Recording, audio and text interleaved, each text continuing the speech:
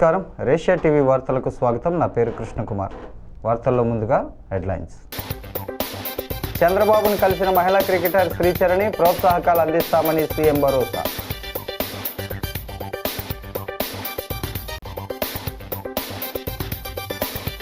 ఆతిథ్య రంగంలో పెట్టుబడులు పెట్టండి, రాష్ట్ర పర్యాటక శాఖ మంత్రి కందుల దుర్గేష్.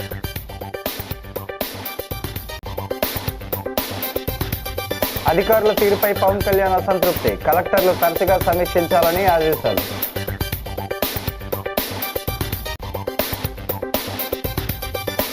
యోగ శక్తిపై అవగాహన కల్పించుకోవాలి, ప్రజలకు ఎమ్మెల్సీ సోము వీర్రాజు పిలుపు.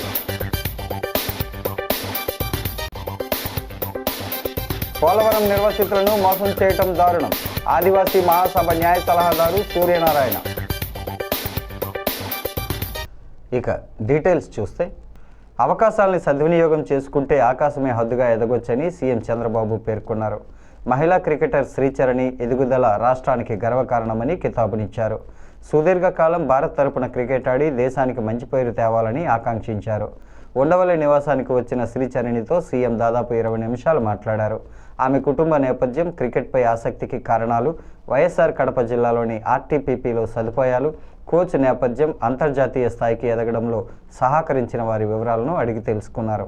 క్రికెట్ గ్లామరస్ క్రీడగా, సీఎంగా క్రికెట్తో పాటు ఇతర క్రీడలను ప్రోత్సహించానని, క్రీడాకారులకు నగదు ప్రోత్సాహకాలు, ఉద్యోగాలు ఇవ్వటంలో నేనే ప్రారంభించానని, కరణం మల్లీశ్వరి, గోపిచంద్, సింధులను ఈ విధంగానే ప్రోత్సహించారని, హెల్దీ హ్యాపీ సొసైటీ ఉండాలంటే ప్రతి ఒక్కరి జీవితంలో క్రీడలు భాగం కావాలి అని చంద్రబాబు ఆమెతో పేర్కొన్నారు.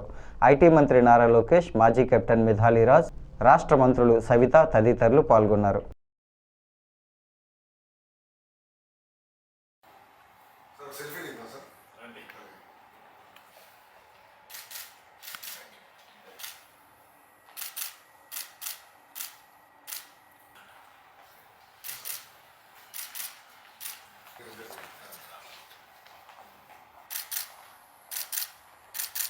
Entire team, sir.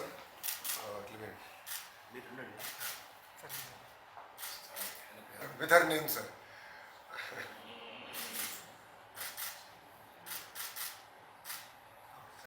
భవిష్యత్ అంతా పర్యాటకానిదేనని పర్యాటక, సాంస్కృతిక, సినిమాటోగ్రఫీ శాఖ మంత్రి కందుల దుర్గేష్ వెల్లడించారు.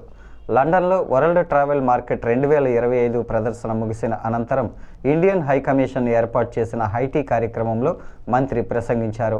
WTM ప్రదర్శనలో పాల్గొనడం సంతోషంగా ఉందని, ఇది రాష్ట్ర పర్యాటకానికి విస్తృత ప్రచారం కల్పించేందుకు మంచి వేదికగా ఉపయోగపడిందని తెలిపారు. WTM సదస్సుకు వచ్చిన అంతర్జాతీయ పర్యాటక ప్రతినిధులను మంత్రి కందుల దుర్గేష్ ఏపీకి ఆహ్వానించారు. ఏపీ పర్యాటక రంగానికి పారిశ్రామిక హోదా ఉందని, నూతన పర్యాటక పాలసీని విడుదల చేశామని తెలుపుతూ, ఏపీకి రండి, స్థానిక పర్యాటక ప్రదేశాలను సందర్శించండి, పర్యాటక ఆతిథ్య రంగాల్లో పెట్టుబడులు పెట్టి ఏపీ పర్యాటక అభివృద్ధికి దోహదపడాలని ఇన్వెస్టర్లను కోరారు. రాష్ట్ర అభివృద్ధిలో పర్యాటక రంగం గేమ్ చేంజర్ అని, ఈ కార్యక్రమంలో ఏపీ పర్యాటక అభివృద్ధికి CM Chandrababu, deputy CM Pawan Kalyan, కేంద్ర సహకారం మెండుగా ఉందన్నారు. ఈ నెల 14, 15 తేదీల్లో విశాఖలో జరగనున్న భాగస్వామ్య సదస్సుకు ఇన్వెస్టర్లను ఆహ్వానించారు. Nowadays, Andhra Pradesh has become very vibrant in tourism activities. Our Honorable Chief Minister, Sri Nara Chandrababu Naidu ji, and our Honorable Deputy Chief Minister, Pawan Kalyan ji, both are giving so much of inspiration to all of us to take up tourism in a very big way. As our Chief Minister always says, somebody say communism, somebody say capitalism, like that so many isms are there, but nowadays we need only one ism, that is tourism. That is what our Chief Minister regularly says. And with that vision, our state government has accorded industry status to the tourism sector. So many incentives have been extended to tourism sector too. That's why in recent times, several big groups have come forward, and within a span of 15 months we could be able to mobilize 12,500 crores of increase in the hospitality industry in Andhra Pradesh. So this is because of the diversity in Andhra Pradesh and what sort of activities are there in Andhra Pradesh means we can say whether it is ecotourism or adventure tourism, and apart from that we have అడవి తల్లి బాట పనుల నిర్వహణలో అలసత్వం వద్దని పంచాయతీరాజ్ శాఖ మంత్రి ఉప ముఖ్యమంత్రి పవన్ కళ్యాణ్ అధికారులను ఉద్దేశించి అన్నారు. నిధులు అందుబాటులో ఉన్న పనుల్లో ఆశించిన స్థాయిలో పురోగతి లేకపోవడంపై అసంతృప్తి వ్యక్తం చేశారు. కేంద్ర ప్రభుత్వం నుంచి పీఎం జన్మాన్ ఉపాధి హామీ పథకాలతో పాటు రాష్ట్ర ప్రభుత్వ సాయంతో కలిపి మొత్తం 1158 కోట్లు అందుబాటులో ఉన్నాయని వివరించారు. 761 గిరిజన గ్రామాలను అనుసంధానిస్తూ 662 రహదారుల పనులు అడవి తల్లి బాటలో ప్రారంభించామని అన్నారు.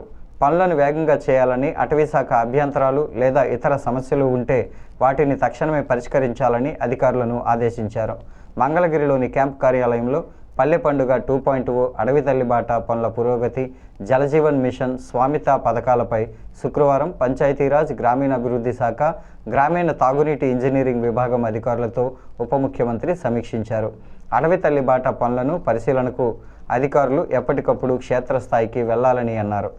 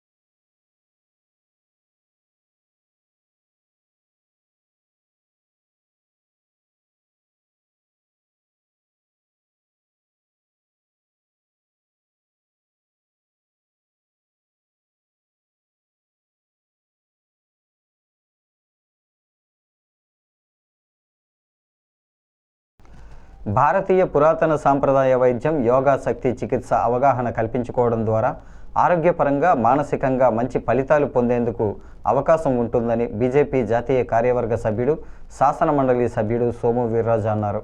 స్థానిక క్వారీ మార్కెట్ జంక్షన్లో ఉన్న బీజేపీ కార్యాలయంలో విజయవాడకు చెందిన అస్పా భారత్ వ్యవస్థాపక ప్రధాన కార్యదర్శి, ఇండియన్ ఓం యోగ శక్తి చికిత్స నిర్వాహకుడు డాక్టర్ మాకాల సత్యనారాయణ ఆధ్వర్యంలో ఆక్యుప్రెజర్, ఆక్యుపంక్చర్, మల్టీ థెరపీపై అవగాహన శిబిరం, ఉచిత వైద్య శిబిరం నిర్వహించారు. ఎమ్మెల్సీ సోము వీర్రాజు శిబిరాన్ని ప్రారంభించారు. ఆయన మాట్లాడుతూ దీర్ఘకాలిక వ్యాధులకు ఆక్యుపంక్చర్ ద్వారా అద్భుతమైన పరిష్కారాలు లభిస్తున్నాయన్నారు. మాకాల సత్యనారాయణ మాట్లాడుతూ మోకాలి నొప్పి, నడుము, మెడ వంటి నొప్పులకు దీర్ఘకాలిక శారీరక, మానసిక ఆరోగ్య సమస్యలకి అద్భుతమైన పరిష్కారం దొరుకుతుందన్నారు. బీజేపీ జిల్లా అధ్యక్షుడు పిక్కి నాగేంద్ర, రాష్ట్ర నాయకులు బొమ్మల దత్తు, ఏపీఆర్ చౌదరి, కాలేపు సాయిరాం, వీరా వీరాంజనేయులు తదితరులు ఈ కార్యక్రమంలో పాల్గొన్నారు.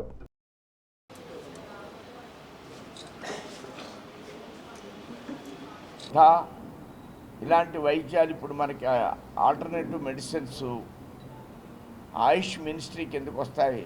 దాంట్లో దీన్ని కూడా గవర్నమెంట్ ఆఫ్ ఇండియా రికగ్నైజ్ చేసింది. మహారాష్ట్రలో దీనికి డిగ్రీని ఇవ్వడం జరిగింది.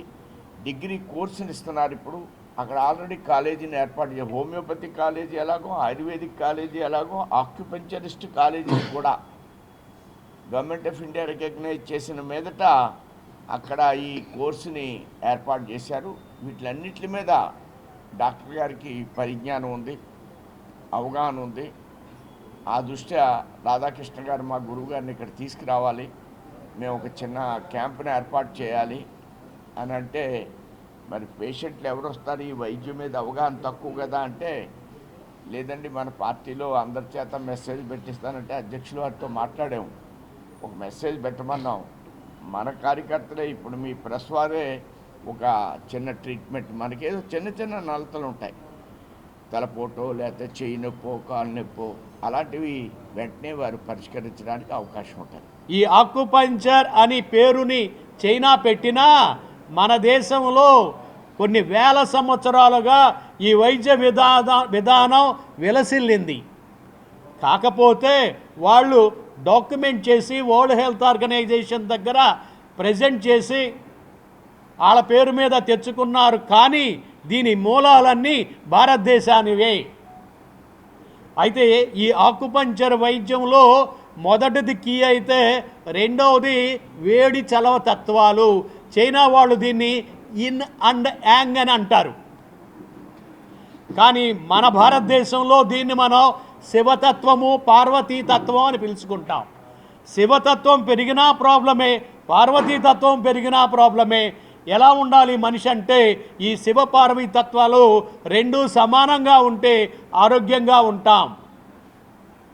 మూడవది ఏంటంటే అంతర పంచభూతాలుగా పనిచేస్తున్న మన అవయవాల పనితీరుని సక్రమమైన స్థితిలో పెట్టుకోగలిగితే మంచి ఆరోగ్యం లభిస్తుంది, లేకపోతే అనారోగ్యగ్రస్తుడవుతాడు అనేది ఈ 3 సూత్రాలు ఆధారంగా ఈ ఆకుపంచర్ సైన్స్ పనిచేస్తూ ఉంది.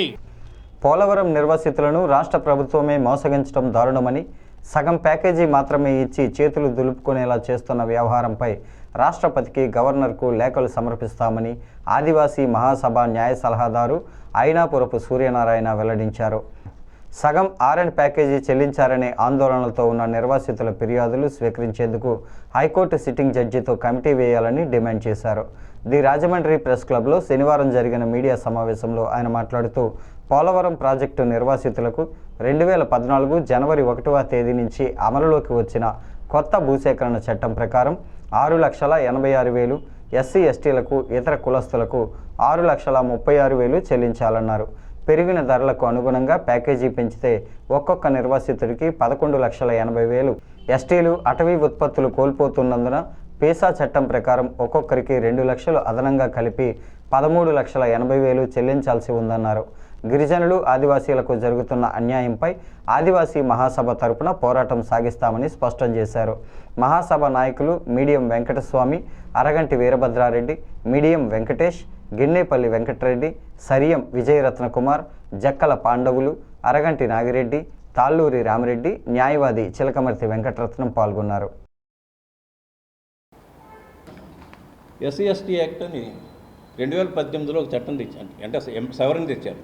ఈ సవరణలో సెక్షన్ 18A అని ఉంటుంది. దీని కింద ముఖ్యమంత్రి కూడా ఎస్సీ ఎస్టీ యాక్ట్ పరిధిలోకి వచ్చేస్తాడు. మినిస్టర్లతో సహా అందరూ పబ్లిక్ సర్వెంట్లే. ఎక్కడ ఎస్సీ ఎస్టీలకి ఆర్థికంగా అన్యాయం జరగకూడదు, వాళ్ళకి ఇవ్వాల్సినటువంటి సక్రమంగా ఇవ్వకపోయినా కూడా ఈ చట్ట ప్రకారం నేరమేనని చెప్పేసి 2016 అమెండ్మెంట్లో పెట్టారు. 2018 అమెండ్మెంట్లో 2018 అమెండ్మెంట్లో ఏం చేశారంటే 18A అనేది చేర్చి ఎవరి మీదైనా ఎస్సీ ఎస్టీలు కంప్లైంట్ ఇస్తే ఎఫ్ఐఆర్ నమోదు చేయడానికి ప్రిలిమినరీ ఎంక్వైరీ, ముందు అసలు ఆ నేరం జరిగిందా లేదనేది ఎంక్వైరీ కూడా చేయనవసరం లేదు, ముందు ఎఫ్ఐఆర్ వేసేసి తర్వాత ఎంక్వైరీ చేయమని చెప్పేసి సవరణ చేశారు. ఇంత పటిష్టంగా చట్టం ఉంటే ఎస్సీ ఎస్టీలు పోలవరం నిర్వాసితుల్లో 60% పైగా ఎస్సీ ఎస్టీలు ఉన్నారు. వాళ్ళ పట్ల ప్రభుత్వం చాలా నిర్లక్ష్యంగా వ్యవహరిస్తుంది. ముఖ్యమంత్రితో సహా ఇప్పుడు దానికి సంబంధించినటువంటి శాఖ మంత్రి రామానాయుడు, ఈ కలెక్టర్లు, ఇప్పుడు అభిషేక్, కమిషనర్ ఈ రామసుందర్ రెడ్డి, వీళ్ళందరూ కూడా ఎస్సీ ఎస్టీ చట్టం కింద నేరస్తులు అవుతారు. ప్రభుత్వమే మోసం చేస్తుంది. ఎందుకంటే నోటిఫికేషన్ ఇవ్వాలని చెప్పేసి గవర్నమెంట్లో క్లియర్గా ఉండగా ఇవ్వటం లేదు. ఇచ్చిన జీవోని కూడా అసలు అమలు చేయలేదు. 2021లో ఇచ్చిన జీవోని కూడా అమలు చేయలేదు. ఇదంతా కూడా పోలవరం నిర్వాసితుల విషయంలో జరుగుతున్నటువంటి మోసం ఇది. దీనికి సంబంధించి ప్రభుత్వం ఏం చేస్తుందంటే పోలవరం ప్రాజెక్టు ఆ నిర్మాణం మీద నిపుణుల్ని తీసుకొస్తుంది, ఏ మేరకు జరిగింది నిర్మాణం అనేది. కానీ మేము కూడా ఏం డిమాండ్ చేస్తున్నామంటే దాంతోపాటు R&R ఏ మేరకు జరిగింది అనే దాని మీద కూడా ప్రభుత్వం ఒక కమిటీ వేయాలి. ఈ మొత్తం రాష్ట్ర ప్రభుత్వం చేస్తున్నటువంటి ఈ చట్టవిరుద్ధమైనటువంటి దాని మీద గవర్నర్ జోక్యం చేసుకుని దీని మీద కేంద్ర రాష్ట్ర ప్రభుత్వానికి గవర్నర్ ఒక నివేదిక ఇవ్వాలి. ఇప్పుడు ఈ బాధితులందరూ కూడా 11,80,000 రావాల్సిన చోట ఈవేళ 6,86,000 వచ్చింది. దీంతోపాటు పీసా చట్టం కింద 2 లక్షల రూపాయలు 500 పనిదినాలు ఎస్టీలకి రావాలి. అవి కూడా గవర్నమెంట్ ఇప్పటికీ ఇవ్వలేదు. అవి కూడా లెక్కేసుకుంటే ఎస్టీలకి రావాల్సింది 13,80,000. 13,80,000 ఇవ్వాల్సిన చోట ఇవాళ 6,86,000 అంటే సగం ఇస్తున్నారు. మరి మిగతా సగం దాని గురించి అసలు మాట్లాడటమే లేదు. ఇలా గిరిజనులను మోసం చేస్తూ పోలవరం ప్రాజెక్టు కడతానంటే కుదరదు. కేంద్ర ప్రభుత్వమే నేరుగా చేపట్టాలి. ఒకవేళ రాష్ట్ర ప్రభుత్వం చేత కాకపోతే దీంతో ఈ విధంగా ఎవరైతే నష్టపోయారో గిరిజనులు వాళ్ళ యొక్క పిటిషన్ తీసుకోవడానికి, వాళ్ళకి న్యాయం చేయడానికి హైకోర్టు జడ్జిని దీని మీద పిటిషన్ తీసుకునేందుకు కేంద్ర రాష్ట్ర ప్రభుత్వాలు నియమించాలని చెప్పేసి ఆదివాసీ మహాసభగా మేము డిమాండ్ చేస్తున్నాం. మెడికల్ కాలేజీల ప్రైవేటీకరణకు వ్యతిరేకంగా ప్రజల్లో చైతన్యం తేవడం ద్వారా ఈ నెల 11వ తేదీన నగరంలో పెద్ద ఎత్తున ర్యాలీ నిర్వహించనున్నట్లు వైఎస్ఆర్ కాంగ్రెస్ పార్టీ జాతీయ అధికార ప్రతినిధి రాజమహేంద్రవరం మాజీ ఎంపీ మార్గాని భరత్రామ్ చెప్పారు. మెడికల్ కాలేజీల ప్రైవేటీకరణకు వ్యతిరేకంగా వైఎస్ఆర్సీపీ కోటి సంతకాల సేకరణ, బాబు ష్యూరిటీ మోసాలపై 45, 46 వార్డులకు రచ్చబండ కార్యక్రమం స్థానిక క్వారీ సెంటర్ శివాలయం వద్ద నిర్వహించారు. భరత్ మాట్లాడుతూ చంద్రబాబు ఎన్నికల ముందు ఎన్నో హామీలు ఇచ్చి వాటిని నెరవేర్చకుండా మోసం చేస్తున్నారని విమర్శించారు. దీన్ని ప్రజల్లోకి తీసుకువెళ్లడానికి ప్రభుత్వ మెడికల్ కాలేజీల ప్రైవేటీకరణను అడ్డుకోవటానికి జగన్ పిలుపు మేరకు ప్రజల్లో చైతన్యం తీసుకువచ్చి కోటి సంతకాల సేకరణ చేస్తున్నామని తెలిపారు. అందులో భాగంగానే 45, 46 వార్డులకు సంబంధించి రచ్చబండ కార్యక్రమాన్ని ఇక్కడున్న నాయకులు, ముఖ్యంగా మురళి, అతని మిత్ర బృందం కష్టపడి ఏర్పాటు చేశారని అభినందించారు.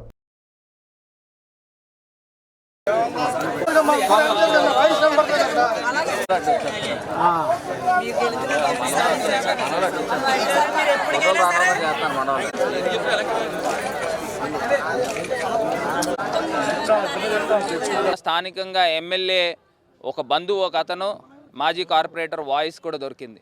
దానిపైన దర్యాప్తు చేయండి. మీకు ఏదైతే కన్సర్న్ డిపార్ట్మెంట్స్ ఉన్నాయో ఆ వాయిస్ ఒరిజినల్లా డూప్లికేటా అనేది మీరు బయట పెట్టండి. అది ఒకవేళ మీకు ఉన్న సంస్థల ద్వారా దాన్ని నిర్ధారణ చేస్తే దాని తర్వాత నా తడాక ఏంటని చూపిస్తాను. అంతే తప్పితే మీరేదో తీసుకుని వచ్చి అది ఏ మార్పుడని అబండాలు వేయడం కాదు. అది నిర్ధారించండి, అది ఒరిజినల్లా డూప్లికేటా. డూప్లికేట్ మీదే ప్రభుత్వం ఉంది కదా, కన్సర్న్ డిపార్ట్మెంట్తో సర్టిఫికేట్ ఇప్పించండి. ఆ వాయిస్ నిజమైన వాయిస్ కాదు, డూప్లికేట్ అని. అప్పుడు నేనేంటనేది చూపిస్తాను. ఇవాళ ప్రజలకి తీసుకొచ్చి ఏదో మాయమాటలు చెప్పి, కళ్ళబుల్లి కవర్లు చెప్పి మీరు పబ్బం గడుపుకుందామంటే కుదరదు. మీరు ఏ మార్పుడు అంటున్నారు, దాన్ని సర్టిఫై చేయండి, మీ డిపార్ట్మెంట్స్తో సర్టిఫై చేయించండి. అప్పుడు అది ఏ మార్పుడా లేదా రియల్దా ఏంటనేది చూపిస్తాను. ఇవాళ తీసుకొచ్చి మొన్నేమో వాళ్ళ అధ్యక్షుడు, తెలుగుదేశం పార్టీ నగర అధ్యక్షుడు వాయిస్ దొరికింది. నిన్నటికి నిన్న మాజీ కార్పొరేటర్ వీళ్ళకి సమీప బంధువు అతను వాయిస్ దొరికింది. ఇందులో వాయిస్లో ఏంటంటే రేట్లు మనం నిర్ణయించుకుందాం, పెచ్చి అమ్ముకుందాం, ఎమ్మెల్యేకి మామూలు కట్టాలి 1,40,000 రూపాయలు, మళ్ళీ అందులో మీడియాకు కూడా డబ్బులు ఇవ్వాలని కూడా పేర్కొన్నారు. దీంతోపాటు డిపార్ట్మెంట్కి డబ్బులు ఇవ్వాలని పేర్కొన్నారు. మరి ఇవన్నీ ఏంటి? ఎవరైతే ఈ మాటలు మాట్లాడారో మీరు పార్టీ నుంచి సస్పెండ్ చేశారా? పార్టీకి ప్రభుత్వానికి సంబంధం లేదని ఎక్కడైనా ధృవీకరించారా? సింపుల్గా ఏ మార్పుడు అని చెప్పి చేతులు దులుపుకుంటే కుదరదు. ఇక్కడ తూర్పుగోదావరి జిల్లా కృష్ణబలిజ బుక్క సంక్షేమ సంఘం కార్తీక వన సమారాధన ప్రమాణ స్వీకార మహోత్సవం 9వ తేదీ ఆదివారం శాటిలైట్ సిటీ రోడ్లో ఉన్న జీవీఎస్ అప్పారావు గార్డెన్స్లో జరుగుతుందని సలహా మండలి సభ్యుడు బెజవాడ రంగారావు తెలిపారు. ఈ మేరకు శనివారం స్థానిక జెండా పంజా రోడ్లో ఉన్న ఆయన నివాసంలో ఆహ్వాన పత్రికను ఆవిష్కరించారు. బెజవాడ రంగారావుతో పాటు అధ్యక్షుడు తాడి సూరిబాబు, ఉపాధ్యక్షుడు బెజవాడ వెంకటస్వామి, బెజవాడ వెంకట దుర్గాప్రసాద్ మాట్లాడుతూ ఆదివారం ఉదయం 9 గంటల నుంచి కృష్ణబలిజ కుటుంబ సభ్యులు ఉల్లాసంగా గడిపేందుకు అన్ని ఏర్పాట్లు చేశామన్నారు. స్వాతంత్ర సమరయోధుడు అరవ ఆదినారాయణమూర్తి సభావేదికపై నూతన కమిటీ ప్రమాణ స్వీకారం, సామాజిక వర్గ అభివృద్ధికి సంబంధించిన విషయాలపై తీర్మానాలు ఉంటాయన్నారు. సామాజిక వర్గాలందరూ హాజరై జయప్రదం చేయాలని కోరారు. ఈ కార్యక్రమంలో ఆకుల పాప, సాయి త్రినాథ్, పిల్లాడి రాజేంద్ర కుమార్ తదితరులు పాల్గొన్నారు. తోటలో వన సమారాధన జరపడానికి కమిటీ వాళ్ళందరూ కలిసి నిర్ణయించుకున్నాం.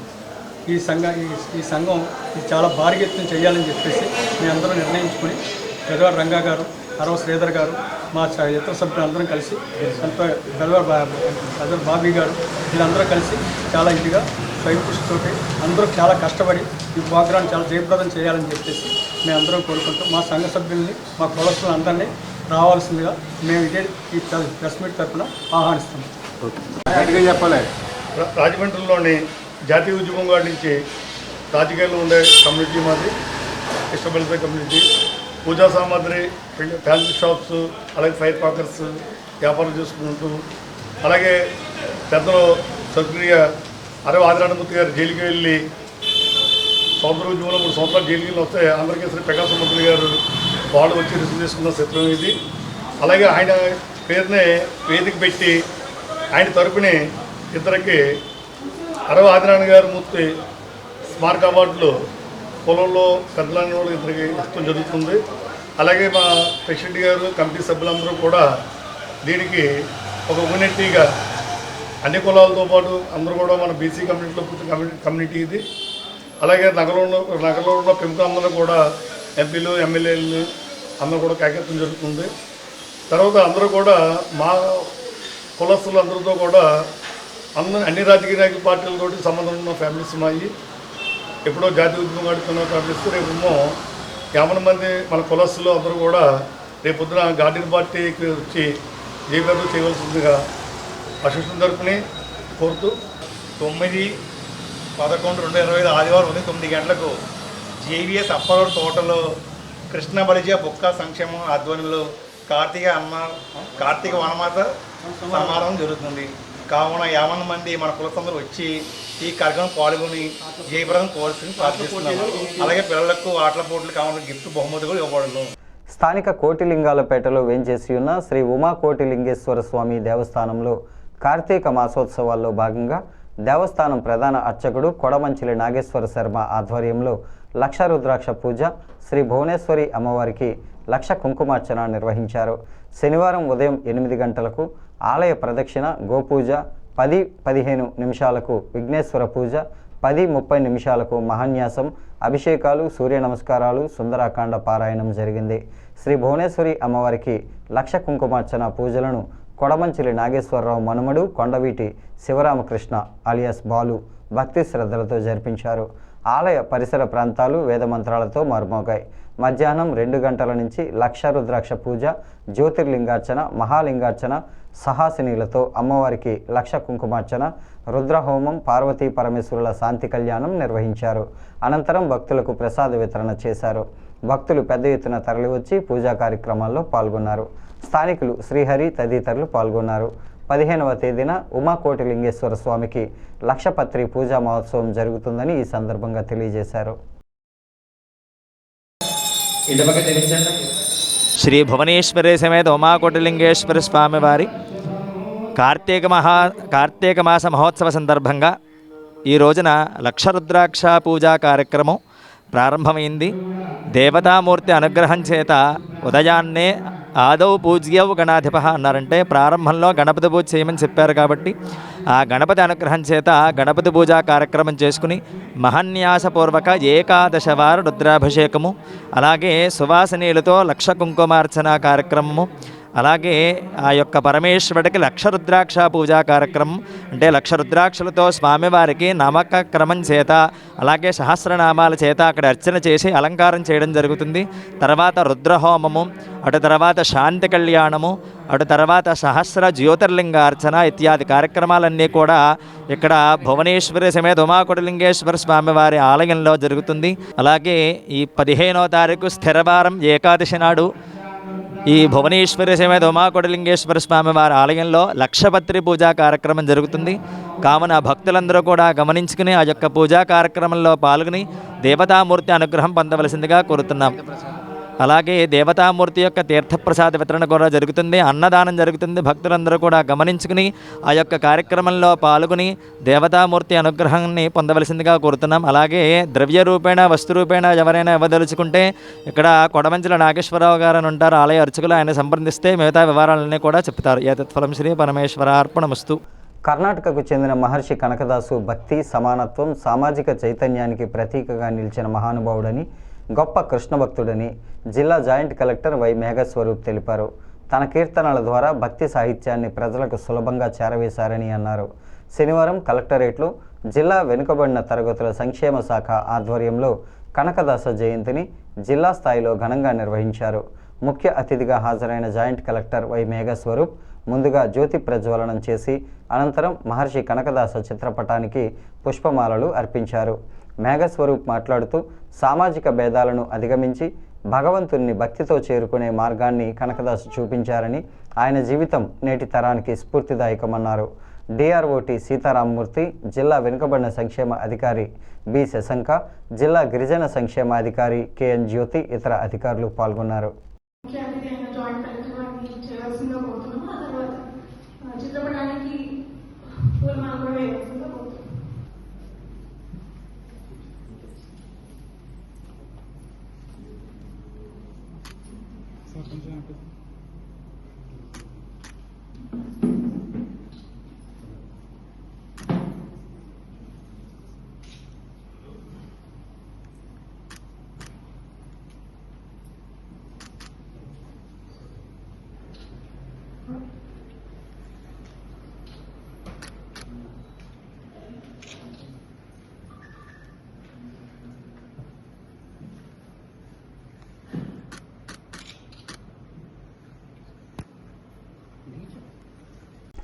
Bezawada trust chairman and social service award గ్రహీత బెజవాడ రంగారావు జన్మదినోత్సవ సందర్భంగా గంటాలమ్మ ఆలయం, నల్లమందు సందు వెంకటేశ్వర స్వామి క్షేత్రపాలక వేణుగోపాల స్వామిని దర్శించుకొని ఆశీర్వాదం పొందారు.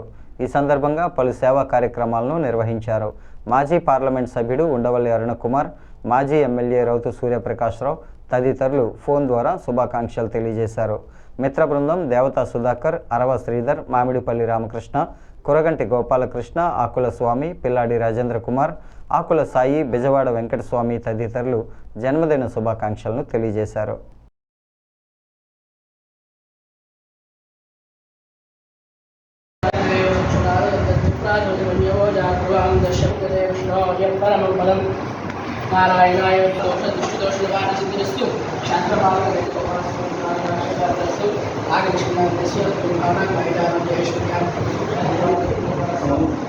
పోలీస్ శాఖ హోంగార్డ్ విభాగం రాజమండ్రి యూనిట్లో పనిచేస్తున్న షేక్ సిలార్ పదవీ విరమణ అభినందన సభ మిత్రులు, ఆత్మీయుల సమక్షంలో జరిగింది. ఇన్ని సంవత్సరాలు హోంగార్డుగా సేవలందించే అవకాశం రావటం అదృష్టంగా భావిస్తున్నట్టు సిలార్ పేర్కొన్నారు. హోంగార్డుగా పనిచేసి పదవీ విరమణ చేసిన షేక్ సిలార్ను తోటి హోంగార్డులు, ట్రాఫిక్ విభాగం సిబ్బంది ఘనంగా సత్కరించారు. ఆయనకు దుస్సాలువాతో సత్కరించి జ్ఞాపికను బహూకరించారు. ఆయన శేష జీవితం కుటుంబ సభ్యులతో ఆనందంగా గడపాలని ఆకాంక్షించారు. తన విధుల నిర్వహణకు సహకరించిన పోలీసు ఉన్నతాధికారులకు, తోటి సిబ్బందికి ఆయన కృతజ్ఞతలు తెలిపారు. కార్యక్రమంలో ఎస్కే జకియా సుల్తానా, ఇసుకపల్లి సుబ్రహ్మణ్యం, బ్రహ్మం, కేబుల్ దావుద్, ఎస్కే జబ్బర్, అహ్మదున్నీసా తదితరులు పాల్గొన్నారు.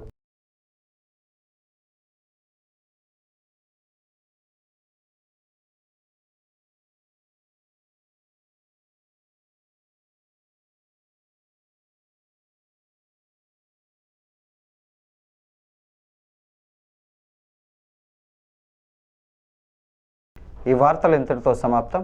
నమస్కారం.